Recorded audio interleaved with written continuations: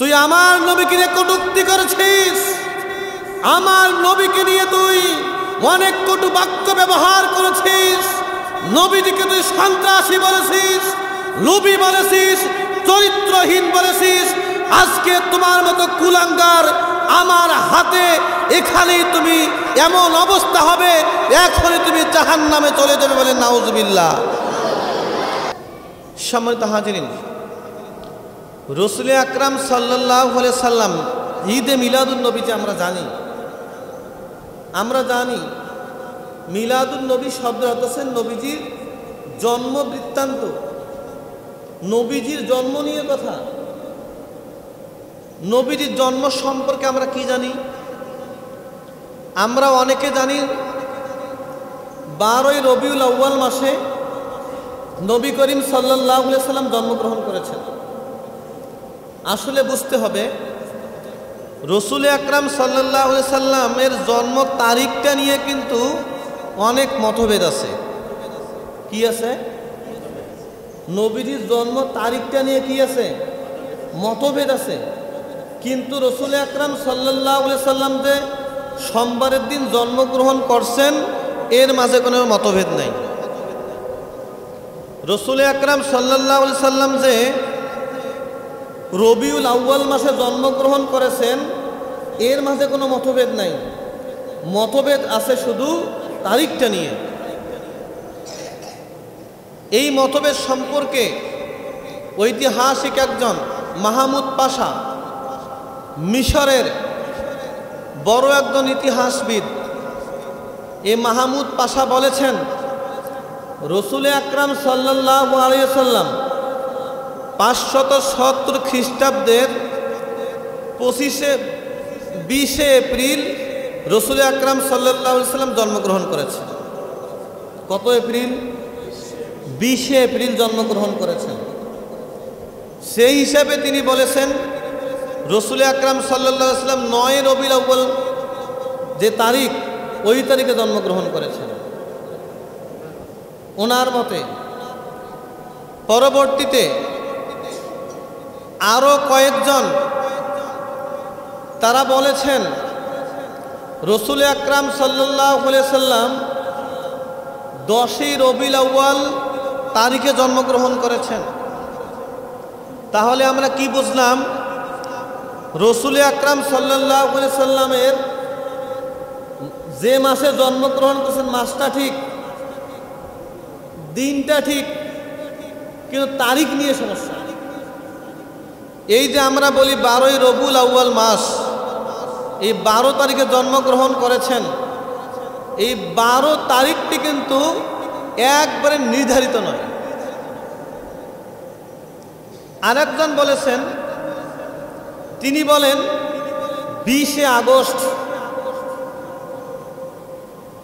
571 খ্রিস্টাব্দের 20 আগস্ট রাসূল আকরাম সাল্লাল্লাহু আলাইহি সাল্লাম জন্মগ্রহণ করেছেন। তাহলে রাসূলের জন্ম তারিখটা নিয়ে একটু মতভেদ আছে, অন্যান্য বিষয়ে কোনো মতভেদ নাই। রাসূল আকরাম সাল্লাল্লাহু আলাইহি সাল্লাম যখন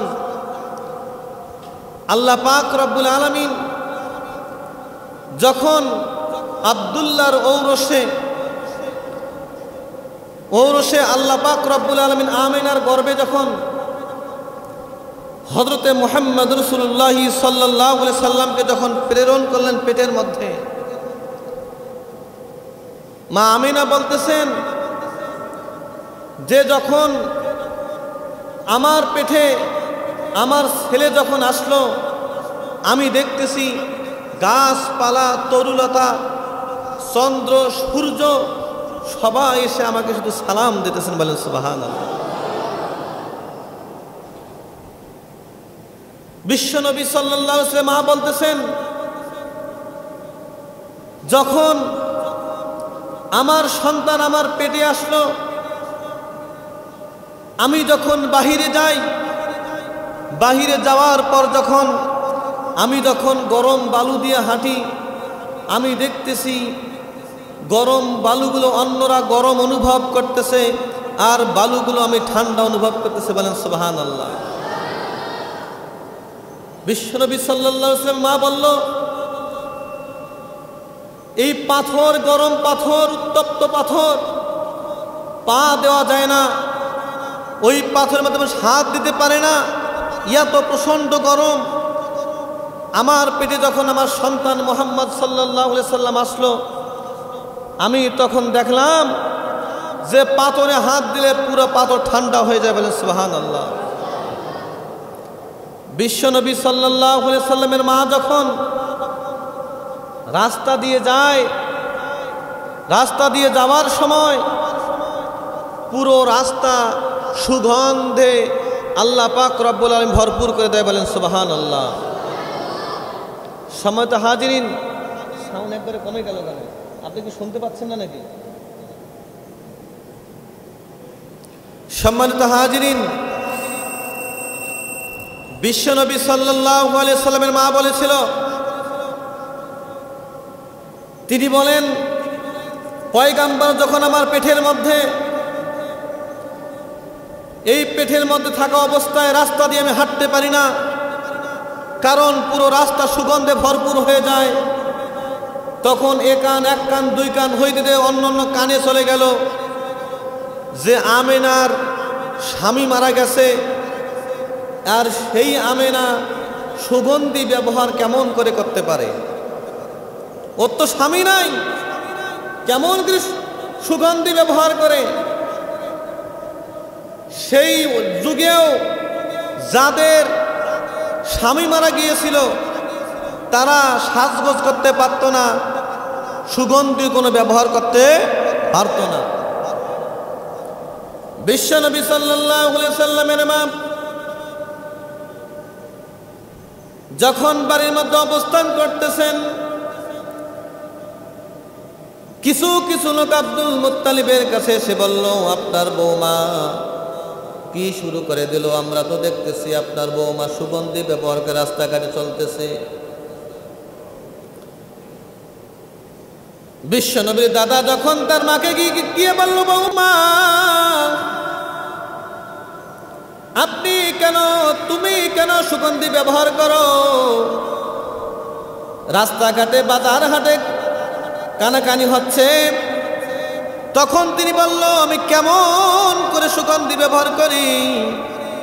আমার তো স্বামী নাই।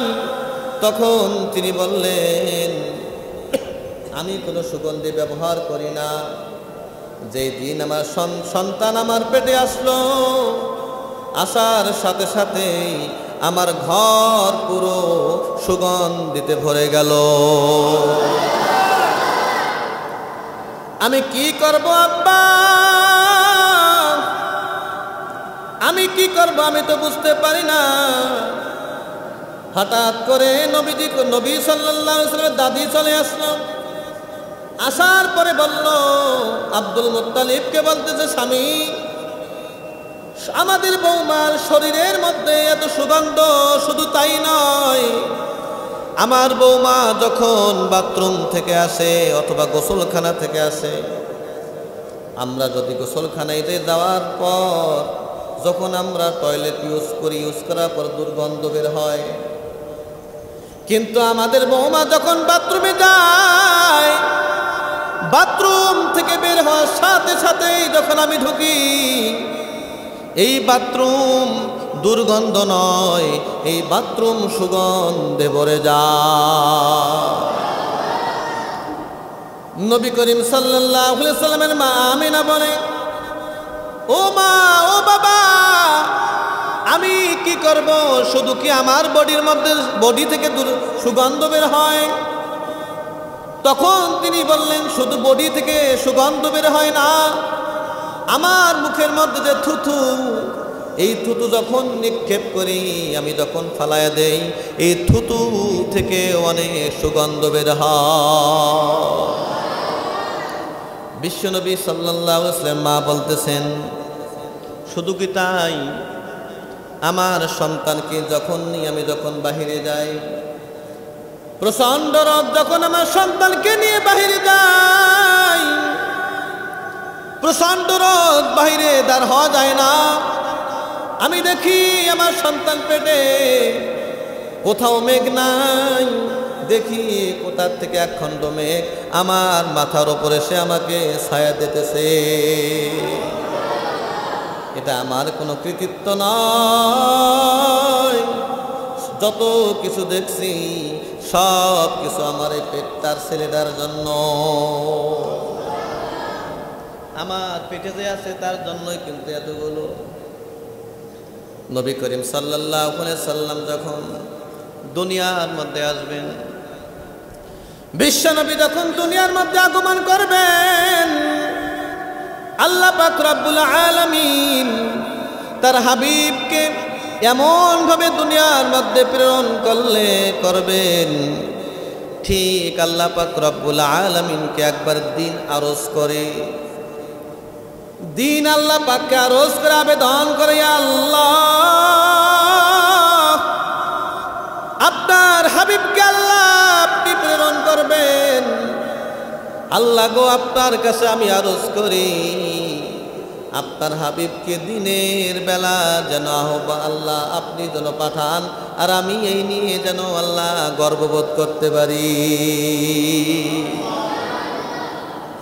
আল্লাহ পাক রব্বুল আলামিনকে রাত আবেদন করে, আল্লাহ আল্লাহ বিশ্ব মহামানব আপনি নবীকে পাঠাবেন দুনিয়ার মধ্যে, আল্লাহ দিনের মধ্যে পাঠাইয়েন না। আল্লাহ যখন আমি থাকবো দুনিয়ার মধ্যে, আল্লাহ তখন আপনি আমাকে পাঠাবেন। আল্লাহ পাক রব্বুল আলামিন দিনের কথাও শুনলেন, রাতের কথাও শুনলেন। আল্লাহ পাক রব্বুল আলামিন আমার পয়গম্বরকে আল্লাহ রাত এবং দিনের মাঝামাঝি সুবহে সাদিকের সময় আল্লাহ দুনিয়াতে পাঠাইলে। ওমা আরসালনাকা ইল্লা রাহমাতাল লিল আলামিন।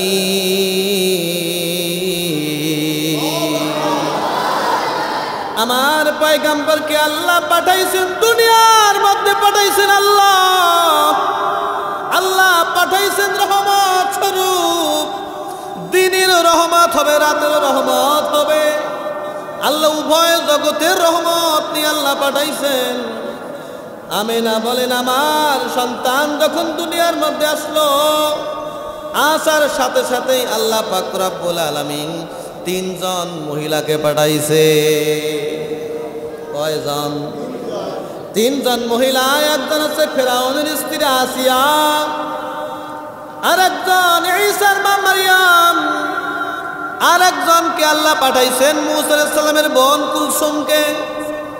তিনজন এসে আমিনাকে বলল, আমিনা আমাদের বাদশাহ তোমার পেট থেকে আল্লাহ পাক রব্বুল আলামিন দুনিয়ার মধ্যে পাঠাইলো। এই তিনজন মহিলার সঙ্গে আল্লাহর নবীর কিয়ামতের দিন বিয়ে হবে, বলেন সুবহানাল্লাহ। তিন বোনের নাম, তিন মহিলার নাম কি? এক নাম্বার বলেন, দুই নাম্বার মারিয়াম, তিন নাম্বার কুলসুম, মূসা আলাইহিস সালামের বোনের নাম। আমিনা বললেন, আল্লাহর পয়গম্বর যখন দুনিয়ার মধ্যে আগমন করলেন, আমার সন্তান আমি দেখলাম আকাশ বাতাস চন্দ্র তারা সবাই আমার সন্তানকে সালাম দিতেছেন। এই স্পষ্ট আমি শুনতে পারছি। আল্লাহ পাক রব্বুল আলামিনের পয়গম্বর যখন দুনিয়ার মধ্যে আসলেন, আমিনা বলতেছেন, আমি দেখলাম আল্লাহু আকবার, আমি স্পষ্ট দেখতে পাইলাম বাতিলের দুর্গগুলো কাঁপতে কাঁপতে ধসে ধসে পড়তেছে, বলেন সুবহানাল্লাহ। আল্লাহ পাক রব্বুল আলামিন পয়গম্বরকে পাঠিয়েছেন রবিউল আউয়াল মাসে, আল্লাহ পাক পাঠিয়েছেন, আল্লাহ পাক রব্বুল আলামিন পাঠিয়েছেন, আমার পয়গম্বরকে পাঠিয়েছেন শুধু একটি কাজের জন্য, সেটা হলো রাহমাতাল লিল আলামিন। আল্লাহ পাক রব্বুল আলামিন বিশ্ববাসীর জন্য রহমত স্বরূপ পাঠিয়েছে। আল্লাহর পয়গম্বর রাসূল আকরাম সাল্লাল্লাহু আলাইহি ওয়াসাল্লাম যখন আমিনার সঙ্গে ছিল মাত্র 7 থেকে 9 দিন, কয়দিন? সবাই কথা বলেন কয়দিন? 9 দিন ছিলেন। এই 9 দিন থাকা অবস্থায় আরবের একটা প্রথা ছিল। প্রথা কি? সন্তান যদি কেউ জন্মগ্রহণ করে, এই সন্তানকে তারা লালন পালন করে না, না করে 1 সপ্তাহ পর 9-10 দিন পর অন্য কোনো ধাত্রীর কাছে পাঠিয়ে দেন। কি করার জন্য? লালন পালন করার জন্য। কারণটা কি?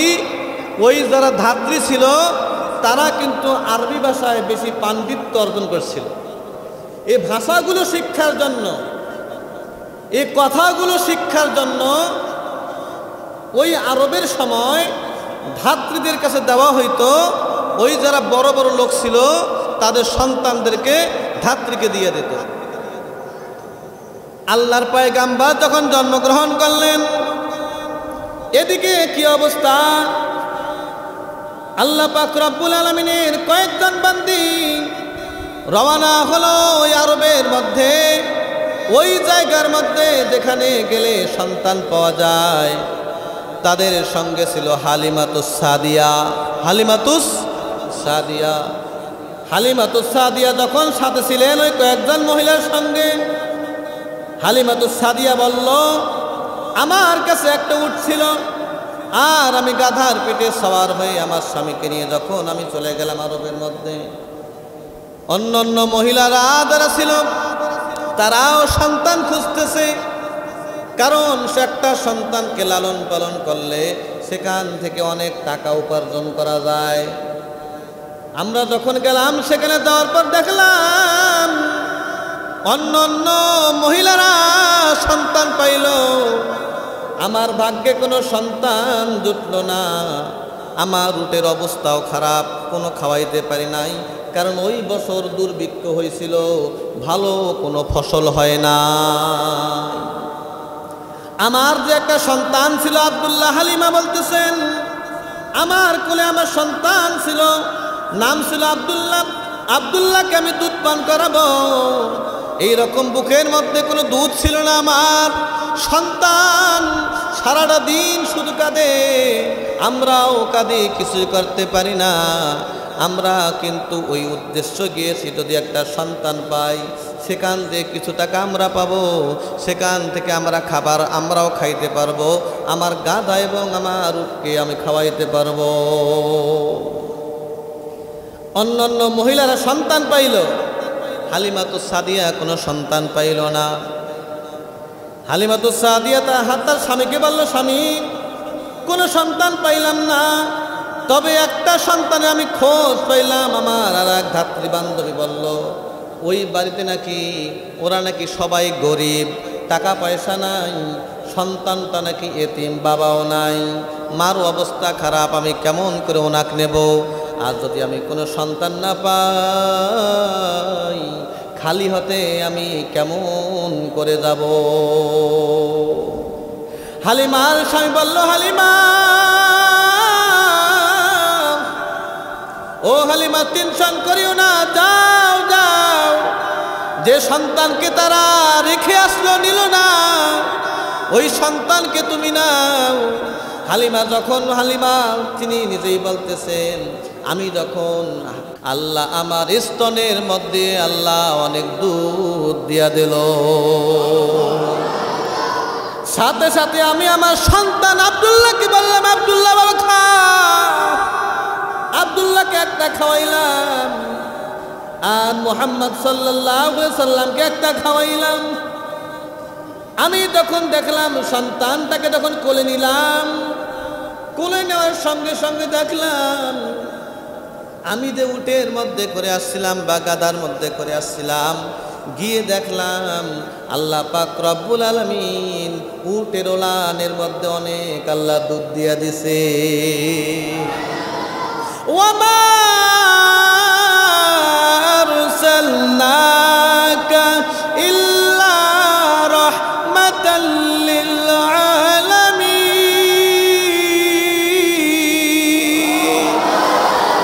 আমার পয়গম্বরকে আল্লাহ দুনিয়ার মধ্যে পাঠাইছেন রহমত স্বরূপ। হালিমা বলেন কোলে নেওয়ার সঙ্গে সঙ্গে দেখলাম আমার স্তনের মধ্যে দুধ, উটের স্তনের মধ্যে দুধ, আমার দুর্বল গাধাটাও যেন সবল হয়ে গেল।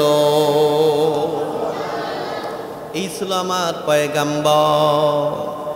আমার পয়গাম্বর এমন একটা অবস্থায় ছিলেন, যখন মায়ের পেটের মধ্যে ছিলেন, বাপের বছর ছিল, বয়স ছিল 17 বছর। কত বছর?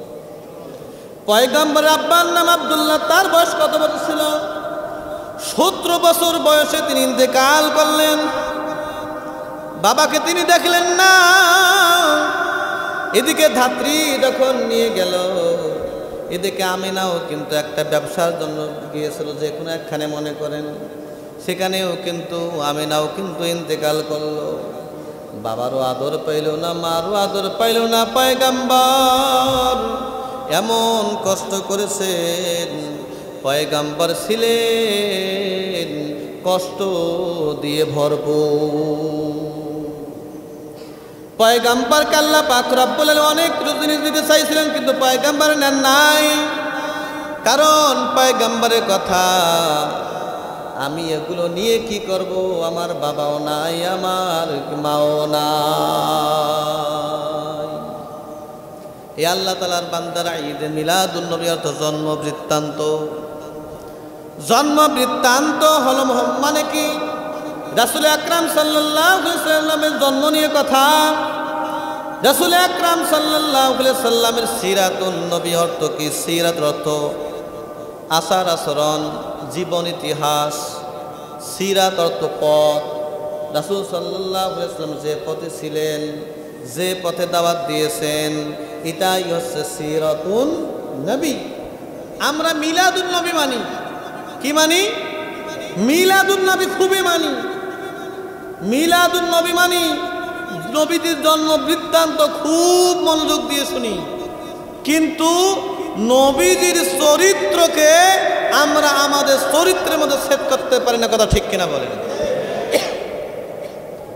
আমাদেরকে মিলাদুন নবী যেরকম করে আমরা শুনি, নবীজির ইতিহাস, জন্মের ইতিহাস, ঠিক তদ্রুপ আমার পয়গাম্বরের সিরাত এবং সুরাত দুটোই আমাদের চরিত্রের মধ্যে আনতে হবে। কথা ঠিক কিনা বলেন?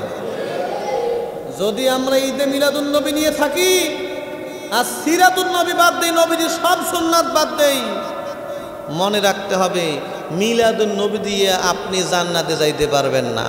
জান্নাতে যাইতে হলে আপনাকে সিরাতুন নবী এবং সূরাতুন নবী এই দুইটা ভালো করে আঁকড়ে ধরতে হবে। কথা ঠিক কিনা বলেন? যদি ধরতে পারেন তাহলে আপনি নিশ্চিত জান্নাতি। আর আজীবন আপনি মিলাদুন নবী মানেন, আপনার জান্নাতে কোনো গ্যারান্টি নেই। কারণ সিরাতুন নবী, সিরাতুন নবী, নবী করিম সাল্লাল্লাহু আলাইহি ওয়াসাল্লামের চরিত্র আমার চরিত্রের মধ্যে আনতে হবে।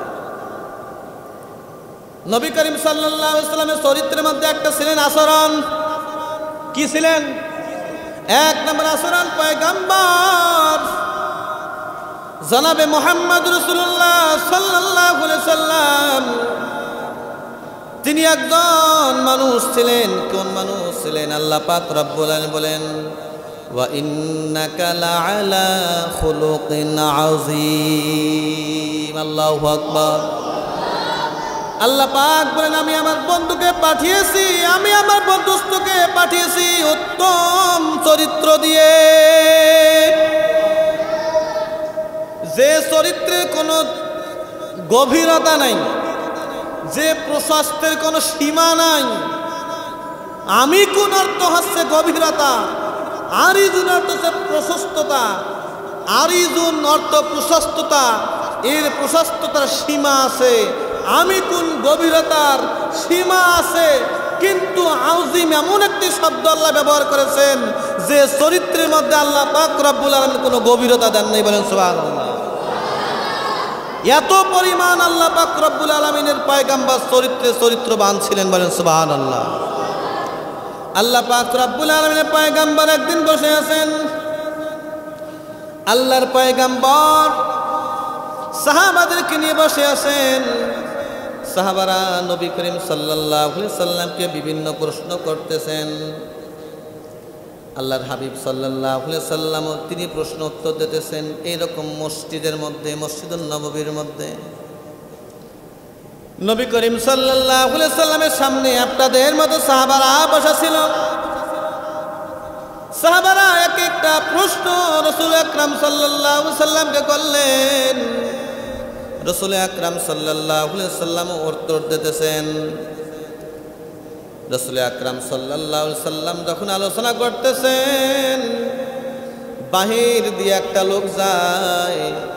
লোকটি যখন দেখলো পয়গাম্বর কথা বলতেছেন, আল্লাহর পয়গাম্বর আলোচনা করতেছেন, লোকটি যখন শুনল, লোকটি দরজার মধ্যে দাঁড়িয়ে পয়গাম্বরের মুখ নিঃসৃত বাণী শুনতেছেন আর লাবণ্যময় চেহারার দিকে, আল্লাহর হাবিবের চেহারার দিকে তাকাচ্ছেন। আল্লাহর হাবিব সাল্লাল্লাহু আলাইহি সাল্লামের কথা যখন শুনতেছেন এবং সরাসরি দেখতেছেন, ঠিক ওই মুহূর্তে আল্লাহ তাআলা বান্দার মনে এমন পরিবর্তন হয়ে গেছে। আল্লাহ তাআলার বান্দা কিন্তু মুসলমান ছিলেন না, আল্লাহ তাআলার বান্দা মুসলমান ছিলেন না, তিনি ছিলেন একটা মুশরিক। যখন পয়গাম্বরের কথা শুনতেছেন, কথা শুনে খুবই ভালো লাগলো। এত সুন্দর সুন্দর কথা কে বলতে পারে? এত সুন্দর চেহারা, লাবণ্যময় চেহারা, যে চেহারা দেখলে হাদিসে আসছে রাসূল আকরাম সাল্লাল্লাহু আলাইহি সাল্লামের কোন সাহাবার যখন ক্ষুধা লাগতো, খাবার নাই, পিপাসা লাগতো, পানি নাই, হাদিসে আসছে রাসূল আকরাম সাল্লাল্লাহু আলাইহি সাল্লামের চেহারা মোবারকের দিকে তাকাইলে পিপাসা এবং ক্ষুধা নিবারণ হয়ে যেত। সেই রাসূল আকরাম সাল্লাল্লাহু আলাইহি সাল্লামকে তাকাচ্ছেন আর কথা শুনতেছেন। কথা শুনতে শুনতে আল্লাহর হাবিব সাল্লাল্লাহু আলাইহি সাল্লামের আসরের মধ্যে ঢুকে গেলেন ওই ব্যক্তি। দীর্ঘক্ষণ তখন কথা শুনলেন। কথা শোনার পরে আল্লাহ তাআলার ওই বান্দার প্রসাবের চাপ দিছে। কি দিছে? প্রসাবের চাপ দিছে। আল্লাহ তাআলার ওই বান্দা কিছুই মনে করলেন না, কিছুই বুঝলেন না, মসজিদের এক কোণায় গিয়ে প্রসাব করা শুরু করে দিয়েছে। কি করতেছেন?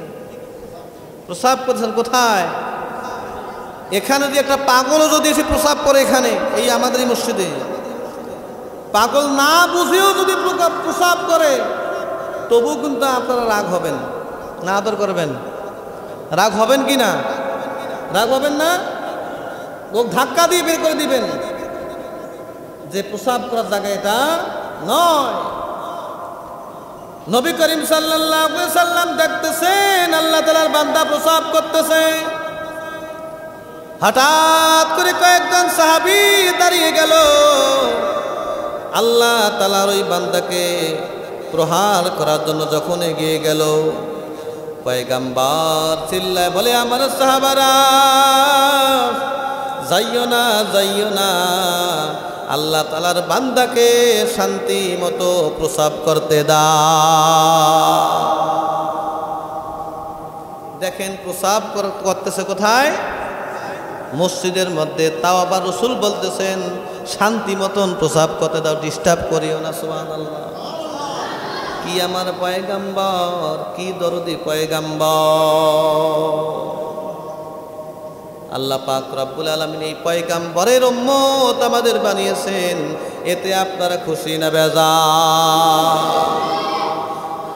আল্লাহ তাআলার বান্দা যখন প্রসাব করতেছেন, পয়গম্বর বলল, সাহাবারা রে, তোমরা একে প্রহার করিও না, শান্তি মতো প্রসাব করতে দাও। আল্লাহ তাআলার বান্দা যখন প্রসাব করলো, পয়গম্বর ডাক দিলেন, আল্লাহর বান্দা এদিকে আয়, আয়, এ আল্লাহ তাআলার বান্দা এদিকে আয়। আল্লাহর বান্দা যখন সামনে আসলো, পয়গম্বর তখন বলল, আল্লাহর বান্দা তুমি কি জানো এটা কি? এটা হলো আল্লাহর ঘর, এখানে আল্লাহকে সিজদা করা হয়, এখানে মুসলমানরা আল্লাহ তাআলার ইবাদত করে। আল্লাহ তাআলার বান্দাকে বললেন, আল্লাহর ইবাদত আমরা এখানে করি, এখানে প্রসাব করা কখনো যাবে না, এখানে থুতু নিক্ষেপ করা যাবে না। আল্লাহ তাআলার বান্দা তখন বললেন, ভুল হইছে। এ কথা বলা পরে পয়গম্বরকে যখন বলে, পয়গম্বর আমি গেলাম, যাওয়ার সময় তিনি একটি দোয়া বললেন, আল্লাহুম্মা ইরহামনি ওয়া মুহাম্মদ, হে আল্লাহ আপনি আমার উপর রহমত করেন, আল্লাহ আর মুহাম্মাদের উপর রহমত করেন। ওয়ালা তারহাম মাআনা আহাদান, আল্লাহ ওই সমস্ত ব্যক্তিকে রহমত করবেন না যারা আমাকে মারার জন্য আসছিল। কি বললেন?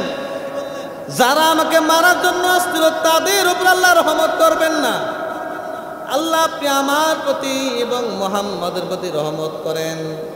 তখন পয়গম্বর বললেন, ও আল্লাহর বান্দে দিকে আসো, তুমি যে দোয়াটা করলা যে আল্লাহ তোমার প্রতি রহমত করবে এবং আমার প্রতি রহমত করবে, ওই সাহাবারা তোমাকে মারার জন্য গিয়েছিল, তুমি তাদের কি বললা, তাকে যেন আল্লাহ রহমত না করে।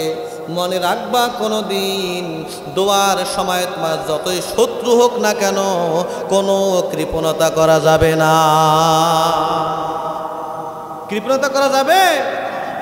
আপনার সঙ্গে যে বেয়াদবি করতেছে, আপনার সঙ্গে যে অন্যায় করতেছে, আপনার জুলুম করতেছে, আপনার উচিত 2 রাকাত নফল নামাজ আদায় করার পর তার হেদায়েতের জন্য দোয়া করতে হবে। 1 নাম্বার কি করতে হবে? হেদায়েতের জন্য দোয়া করতে হবে। কারণ রাসূল আকরাম সাল্লাল্লাহু আলাইহি সাল্লামকে তখন তায়েফের ময়দানে আঘাত করলেন। রাসূল আকরাম সাল্লাল্লাহু আলাইহি সাল্লামকে তখন আঘাতের পর আঘাত, রাসূল আকরাম সাল্লাল্লাহু আলাইহি সাল্লামের কপাল বেয়ে রক্ত পড়তেছে, জামা মোবারক ভিজে গেছে, জমিনের মধ্যে রক্ত টপ টপ করে পড়তেছে। রে গোলাম, এমন মুহূর্তে জিবরাইল আসলো। জিবরাইল বলতেছেন, আল্লাহর নবী আপনি আমাকে এখনো অনুমতি দেন, আমি তায়েফবাসীকে এখনই আমার পাখা দিয়ে উল্টায় শেষ করে দেব। তখন তিনি কি বললেন? আল্লাহুম্মা ইহদি কওমি, হে আল্লাহ যারা আমাকে মারছে তারা বোঝে না, আল্লাহ আপনি তাদেরকে আল্লাহ হেদায়াত দান করে। এটা আল্লাহর পয়গম্বর শিখিয়েছেন। কোনো কি আপনার যতই শত্রু হোক না কেন দোয়ার মধ্যে কোনো কৃপণতা করা যাবে? কথা বলেন না কেন? আপনার মাটি কারি নিছে, মনে করেন জমি জমা জুলুম করে নিল, আপনার দোয়ার সময় বলতে হবে, আল্লাহ জালেমকে হেদায়েত দান করো। যদি হেদায়েত না থাকে নমরুদ ফিরাউনের মতো ধ্বংস করে দাও, তখন আপনি দোয়াটা করতে পারবেন। কিন্তু ফার্স্ট স্টেপে আপনাকে হেদায়েতের জন্য দোয়া করতে হবে। আল্লাহর পয়গম্বর তখনই আল্লাহ তাআলা বান্দাকে বললেন, দোয়ার মধ্যে কোনো কৃপণতা করা যাবে, কোনো ধরনের কৃপণতা করা যাবে না। আর সাহাবীকে বললেন, ও আমার সাহাবীরা শোনো, ইয়াসসিরু ওয়ালা তুআসসিরু, এ আমার সাহাবারা রে, তোমরা কখনো কঠিন করবা না, সব কিছু সহজভাবে নেবা। সব কিছু কীভাবে নিতে হবে? সহজভাবে নিতে হবে, কঠিনভাবে নেওয়া যাবে না। রাসূল বলেন, ফাইন্নামা বুইসতুম মুয়াসসিরিন, কারণ আল্লাহ তাআলা তোমাদেরকে পাঠিয়েছেন কঠিন বিষয়গুলোকে সহজ করার জন্য। এই কাফের মুশরিক মসজিদের মধ্যে প্রসাব করলো, অন্যায় করলো, এ যদি জানতো এটা আল্লাহর ঘর, এখানে আল্লাহকে সিজদা করা হয়, কিন্তু তোমরা মনে রাখবা যদি আল্লাহর এই বান্দা জানতো কোনোদিনও কিন্তু প্রসাব করতো না। আর তোমরা তাকে মারার জন্য গিয়েছো, এটা ঠিক নয়, ঠিক নয়। অতএব তোমাকে কি করতে হবে? কঠিন বিষয়গুলোকে সহজভাবে নিয়ে তোমাদেরকে সব কিছু মেনটেন করতে হবে। আমার পয়গম্বর কেমন পয়গম্বর ছিলেন? আল্লাহ তাআলার বান্দাদেরকে পয়গম্বর বললেন, ও আমার সাহাবীরা শোনো, এই যে তোমরা কঠিন ভাবে নিলা, এটা নেওয়া যাবে না। যাও এখন তোমরা কি করো, ঝাড়ু নিয়ে আসো আর পানি নিয়ে আসো, যাও তোমরা ওটা পরিষ্কার করে দাও। ওমা আরসালনাকা ইল্লা রাহমাতাল লিল আলামিন।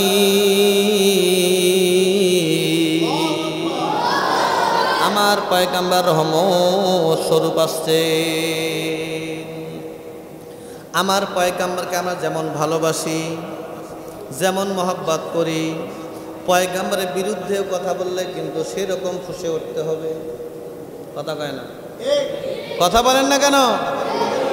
আমার পয়গম্বরকে যেমন আমরা ভালোবাসি, উদাহরণ আমরা আমাদের মাকে যেমন ভালোবাসি, মহব্বত করি, ছোট মানুষকে যদি বলা হয়, যদি ছোট মানুষের সামনে তার এক বন্ধু তার মাকে গালি দেয়, ওই ছোট বন্ধুগুলো তাকে সাথ দেয় না। কথা ঠিক কিনা বলেন? আপনি সাথ দিয়েছেন, আমি সাথ দিয়েছি, আমরা কেউ সাথ দেই নাই। মাকে যদি আঘাত করলে, শুধু শব্দ দিয়ে আঘাত করলে যেমন একটি ছোট বাচ্চার মাথা ঠিক থাকে না, আমার পয়গম্বরের উপর যারাই আঘাত করার চেষ্টা করবে আমাদেরকে হুঙ্কার দিয়ে তাদেরকে দমিয়ে দিতে হবে। কথা ঠিক কিনা বলেন? পারবেন তো ইনশাআল্লাহ? আল্লাহ পাক রব্বুল আলামিন বললেন, কুল ইন কুনতুম তুহিব্বুনাল্লাহ ফাত্তাবিউনি ইউহিব্বুকুমুল্লাহ। আল্লাহ পাক রব্বুল আলামিন বললেন, বান্দারে যদি তোমরা পয়গম্বর আপনি জানিয়ে দেন, যদি কেউ আমি আল্লাহ তাআলাকে ভালোবাসতে চাই, এক নম্বর কথা হইল আগে আপনি পয়গম্বর, আপনাকে আগে ভালোবাসতে হবে। তাহলে আল্লাহকে পাইতে হলে আগে কাকে পাইতে হবে? কথা কয় না, কাকে পাইতে হবে? আগে নবীকে পাইতে হবে। এই নবীকে নিয়ে যদি কেউ কটূক্তি করে, আপনি নবীকে ভালোবাসা যেমন আপনার পুরো ওয়াজিব, ঠিক তদ্রুপ পয়গম্বরের বিরুদ্ধেও কথা বললে ফুঁসে ওটা আপনার উপর ফরজ আইন হয়ে যাবে। কথা ঠিক কিনা বলেন? সমেত হাজিরিন, কলকাতার মধ্যে, এই কলকাতার মধ্যে সেখানে একজন ব্যক্তির নাম ছিল জয়পাল। কি নাম ছিল? জয়পাল। এই জয়পাল রঙ্গিলা রাসূল নামে একটা বই তৈরি করেছিল। সে বইয়ের মধ্যে রাসূল আকরাম সাল্লাল্লাহু আলাইহি সাল্লামকে অকথ্য ভাষায় গালিগালাজ করা হয়েছে, সেখানে নবীজিকে সন্ত্রাসী বলা হয়েছে, সেখানে নবীজিকে লুবি বলা হয়েছে, এই পয়গম্বরকে এমনভাবে গালিগালাজ করা হয়েছে, দেশে বিদেশে এই নিয়ে অনেক আন্দোলন শুরু হয়ে গিয়েছিল। সেই দিল্লির মধ্যে এক আল্লাহ তাআলার বান্দা ছিল, তার আবার মনে অনেক আশা, এই রঙ্গিলা রাসূল যে বইটা লেখছে জয়পাল, তার সঙ্গে সাক্ষাৎ করবে। সে কি করলো? দিল্লি থেকে কলকাতায় চলে গেল। কলকাতায় যাওয়ার পরে ইমান দেখেন, আপনি আল্লাহর হয়ে যাবেন, আল্লাহ আপনার হয়ে যাবে। বলেন সুবহানাল্লাহ। এই জয়পালকে শিক্ষা দেওয়ার জন্য, এই জয়পালের সঙ্গে সাক্ষাৎ করার জন্য আল্লাহ তাআলার বান্দা গেল কলকাতার মধ্যে, গিয়ে কোনো কাউকে কোনো কিছু না বলে এত বড় একটি ছুরি সংগ্রহ করলো, ধার দেওয়া ছুরি। কোমরের মধ্যে যখন নিল, নেওয়ার পর সবাইকে বলতেছে, আপনাদের এখানে জয়পাল নামে এক স্যার আছে, রঙ্গিলা রাসূল একটা বই লিখছেন, ওনার সঙ্গে সাক্ষাৎ করতে চাই। অন্যরা বলল, ওনার সঙ্গে সাক্ষাৎ তো করতে পারবেন না। তখন তিনি বললেন, আমি তো তার এক বড় ভক্ত। তখন বলল, যে ভক্ত হন তাহলে সমস্যা নাই, চলেন দেখিয়ে দেই। জয়পালের সঙ্গে যখন সাক্ষাৎ করাই দিল আল্লাহ তাআলার বান্দা, জয়পালকে বলল, আপনার নাম কি জয়পাল? বলল, হ্যাঁ আমার নাম জয়পাল। তিনি বললেন, আপনি নাকি একটি বই তৈরি করেছেন, লিখেছেন? বলল, হ্যাঁ। কি বই লিখেছিলেন? রঙ্গিলা রাসূল নামে বই লিখেছিলাম। সেখানে কি লিখেছিলেন আপনি? তিনি বলল, সেখানে নবীজিকে নিয়ে আমি লিখেছি, নবীজির আসল চরিত্র তুলে ধরেছে আমি। তিনি বললেন, কুলাঙ্গার, তুই আমার নবীকে নিয়ে কটূক্তি করেছিস, আমার নবীকে নিয়ে তুই অনেক কটু বাক্য ব্যবহার করেছিস, নবীজিকে তুই সন্ত্রাসী বলেছিস, লোভী বলেছিস, চরিত্রহীন বলেছিস। আজকে তোমার মতো কুলাঙ্গার আমার হাতে এখানেই তুমি এমন অবস্থা হবে, এখনই তুমি জাহান্নামে চলে যাবে বলেন নাউজুবিল্লাহ। যখন এই কথা বললেন, বলল তুমি কে? বলল আমি তোমার জম, আমি দিল্লি থেকে আসছি তোমাকে হত্যা করার জন্য, জাহান্নামে পাঠিয়ে দেওয়ার জন্য। এই কথা বলার সঙ্গে সঙ্গে ছুরি বের করে ওখানেই শেষ করে দিলেন জয়পালকে। সেখানকার বাহিনী যখন তাকে গ্রেপ্তার করল, গ্রেপ্তার করার পর যখন কোর্টে উঠাইল, মুসলমানদের একজন ছিল, বাংলার বাঘ বলা হয়, শেরে বাংলাকে ফজলুল হক। শেরে বাংলাকে ফজলুল হক তিনি দাঁড়িয়ে গেলেন, আল্লাহ তাআলার বান্দার পক্ষে দাঁড়িয়ে গেলেন। তিনি বললেন সরাসরি খুন করেছে, এর তো মৃত্যুদণ্ড ছাড়া কিছুই হতে পারে না। তখন শেরে বাংলাকে ফজলুল হক তখনকার আল্লাহর ওলি, আন্দোলনের বড় নায়ক ছিলেন হোসাইন আহমদ মাদানী এবং ওসমান আহমদ সাব্বির আহমদ উসমানীকে বললেন, আপনি শুধু ওই ছেলেটাকে শিখাইয়া দেন যে ওকে যদি প্রশ্ন করে, জজ সাহেব আপনি কীরকম করে হত্যা করেছেন, শুধু তিনি যেন বলে যে আমার মাথা ঠিক ছিল না, আমি কি করছি আমি নিজেই বলতে পারি না। হোসাইন আহমদ মাদানী এবং সাব্বির আহমদ উসমানী চলে গেলেন, আল্লাহ তাআলার বান্দার কাছে গিয়ে বললেন, এ আল্লাহর বান্দা, একটি কথা তোমাকে বলি, তুমি তো জয়পালকে হত্যা করেছো, এই কোর্ট এই আদালত তোমাকে এখন শাস্তি দেবে, মৃত্যুদণ্ড। তুমি যদি একটি কথা বলতে পারো, আমাদের শেরে বাংলাকে ফজলুল হক বলেছেন, তুমি যদি একটি কথা বলতে পারো, মিথ্যার আশ্রয় নিতে পারো, তাহলে কি হবে জানো, তুমি বেঁচে যাবে, আর কোনো সমস্যা হবে না। আল্লাহ তাআলার বান্দা বলল, কি বলবো? তখন ওই আল্লাহ তাআলার বান্দা সাব্বির আহমদ উসমানী, হোসাইন আহমদ মাদানী বলল, আপনি শুধু বলবেন বা তুমি বলবা যে আমি হত্যা করেছি, আমার তখন মাথা ঠিক ছিল না। আল্লাহ তাআলার বান্দা বলল, ঠিক আছে যান, সময় হলে আসবেন। যখন আল্লাহ তাআলা বান্দাকে কোর্টের মধ্যে উঠানো হবে, ঠিক এই সাব্বির আহমদ উসমানী চলে আসলো, হোসাইন আহমদ মাদানী চলে আসলো। আসার পরে তখন বলল, এখন তুমি কি বলবা বলো, তুমি কি আমার কথাটা মানবা কি মানবা না? তখন বলল, আমি কি কথা মানব? আমি আজকে রাত্রে যখন উজু করে ঘুমাইলাম, গভীর রাতে দেখলাম স্বয়ং বিশ্বনবী আমার সঙ্গে দেখা করার জন্য চলে আসছে। শুধু বিশ্বনবী একাই নয়,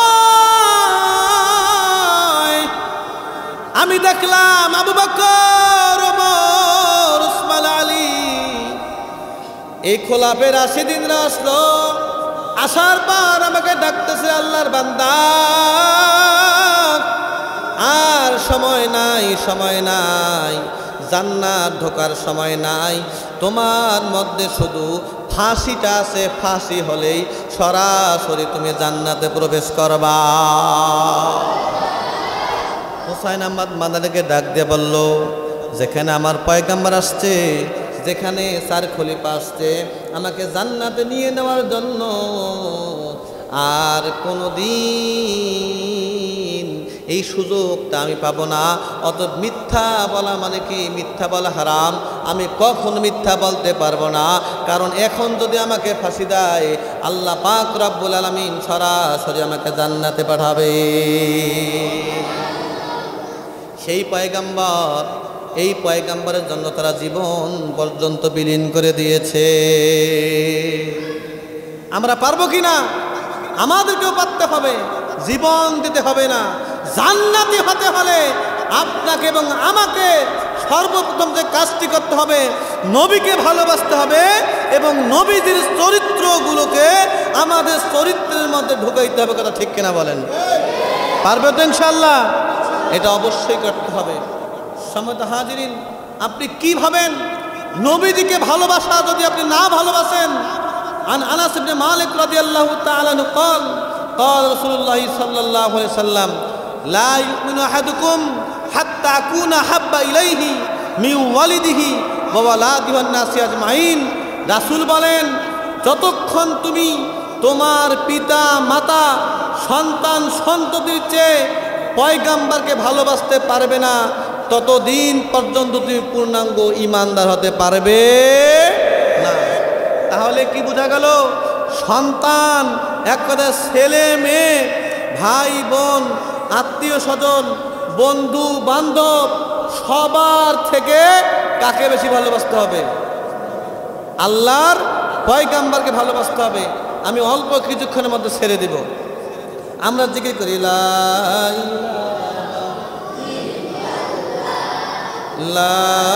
ইলাহা লা ইলাহা ইল্লাল্লাহু মুহাম্মাদুর রাসূলুল্লাহ।